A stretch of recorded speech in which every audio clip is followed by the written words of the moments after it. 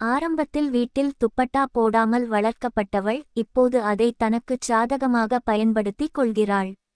வீட்டை விட்டு வெளியே கிளம்பும் வரை அடக்கமான பெண்ணாக தெரிபவள் தெருமுனையை தாண்டியதும் கையில் இருக்கும் துப்பட்டாவைச் சுருட்டிப் பையில் வைத்து விடுவாள். துப்பட்டா இல்லாத அந்தச் சுதந்திரத்தில் அவள் நடந்து செல்லும்போது இளசுகள் ஜொல்லு விடுவதைக் கவனிப்பது அவளுக்கு ஒரு தனி சுகம். அந்த பார்வைகள் தரும் கிக்கில் இன்னும் கொஞ்சம் ஸ்டைலாக நடக்கத் தொடங்குவாள். கதை சுருக்கம். குடும்ப ரகசியம். நம்ம நாயகன் விவேக் பல வருஷமாக தன் மனசுக்குள்ளேயே பூட்டி வைத்திருந்த காதலை ஒருவழியாக ரேகா கிட்டச் சொல்லிட்டான். ஆனால் ரேகா விதித்த அந்த விசித்திரமான நிபந்தனைதான் கதையின் முக்கிய திருப்பமே. கல்யாணத்துக்கு முன்னாடி நம்ம 2 குடும்பமும் ஒரே வீட்டுல தங்கி ஒருத்தரை ஒருத்தர் முழுசா புரிஞ்சுக்கணும். அதுக்கப்புறம்தான் என் சம்மதம் என்று அவள் நிபந்தனை விதிக்க விவேக் குடும்பமும் அதற்குச் சம்மதித்து ஒரு பிரம்மாண்ட ஆடம்பர வீட்டுக்குள் நுழைகிறது. ஆரம்பத்தில் எல்லாம் ஜாலியாகவும் கலகலப்பாகவும் நகர்ந்தாலும் நாட்கள் செல்லச் செல்ல அந்த வீட்டுக்குள் ஒளிந்திருக்கும் சில விசித்திரமான மர்மங்களும் ரகசியங்களும் விவேக்கிற்கு தெரிய வருகின்றன. ரேகாவின் குடும்பத்தினர் மறைக்கும் அந்த ரகசியங்கள் என்ன?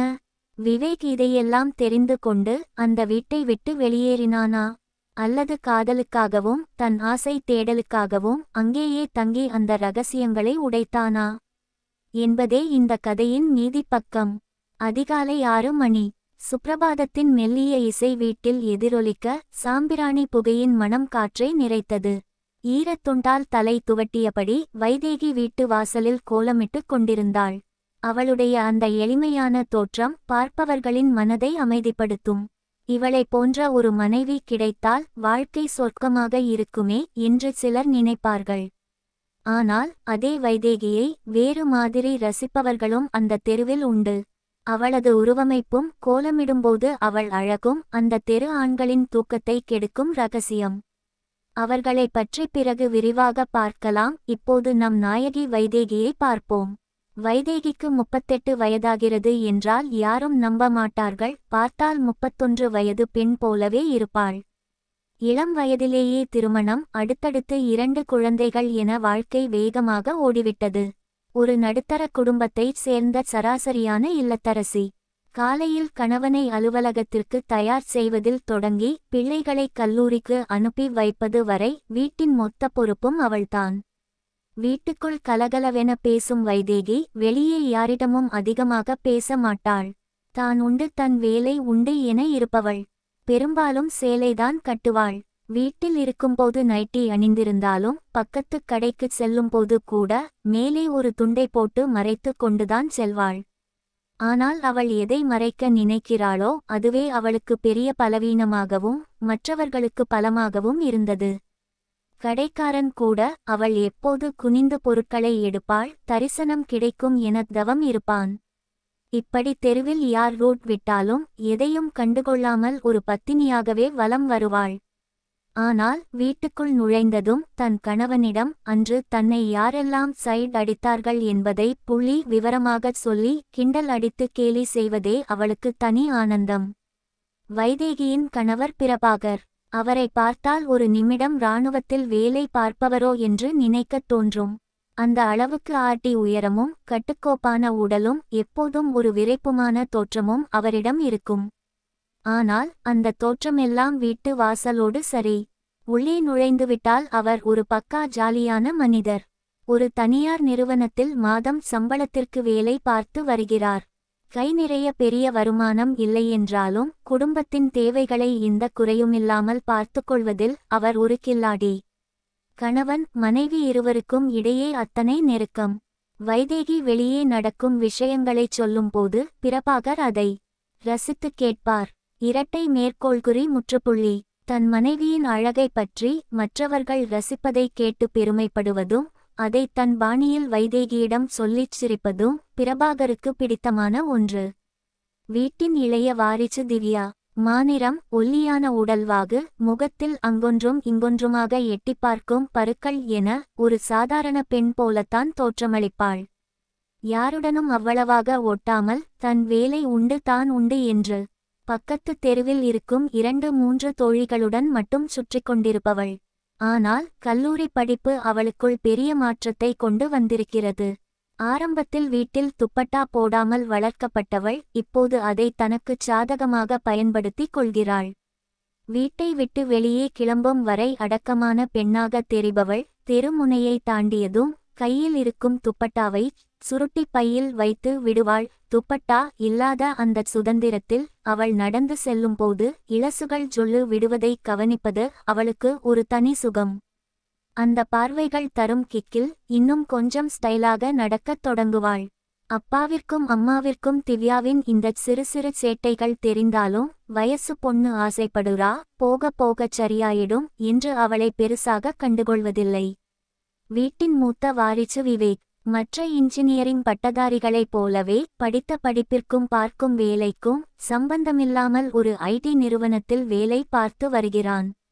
ஆனால் இந்த வீட்டில் இவன் மட்டும் ஒரு தனி ரகம். வீட்டில் இருப்பவர்கள் எல்லோரும் டிவியில் பாட்டு டான்ஸ் என ஜாலியாக பார்த்து கொண்டிருந்தால் இவன் மட்டும் நியூஸ் சேனலை வைத்துக்கொண்டு நாட்டு நடப்புதான் முக்கியம் என வகுப்பு எடுப்பான்.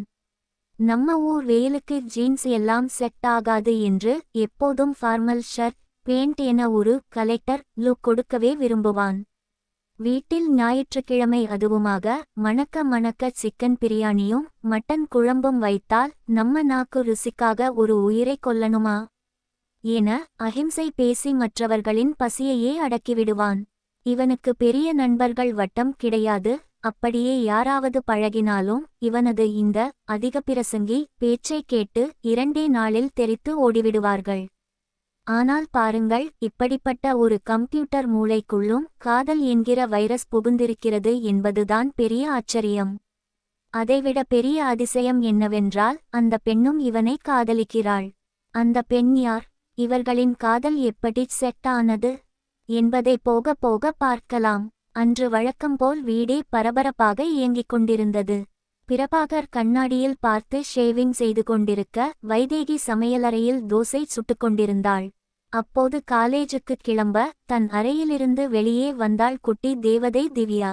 மமா, எனக்கு டிபன் வேண்டாம், நான் கேண்டீன்ல சாப்பிட்டுக்குறேன் என்று சொல்லியபடி அந்த மாடன் சுடிதாரில் அவள் வெளியே வர கிச்சனில் ஆவி பறக்கச் சமைத்து கொண்டிருந்த வைதேகி அவளை திரும்பி பார்த்தாள். என்னைக்குமே தெருமுனை தாண்டிய பிறகு துப்பட்டாவை கழற்றுபவள் இன்று வீட்டிலேயே துப்பட்டா இல்லாமல் அதுவும் லோ நெக் போட்டிருப்பதை பார்த்ததும் வைதேகிக்கு முகம் சுளித்தது. ஹே, என்னடி இது டிரஸ், துப்பட்டா எங்கே என்று அதட்டலாக கேட்க திவ்யா அசரவே இல்லை. இன்னைக்கு காலேஜ்ல கல்ச்சுரல் புரோகிராம்மா, ப்ளீஸ் என்றபடி கண்ணாடி முன்னால் நின்று தன் உடைகளை சரி செய்வது போல கழுத்து பகுதியை இன்னும் கொஞ்சம் கீழே இறக்கிவிட்டாள். என்னங்க, உங்க பொண்ணு போட்டிருக்க ட்ரெஸ்ஸை பார்த்தீங்களா?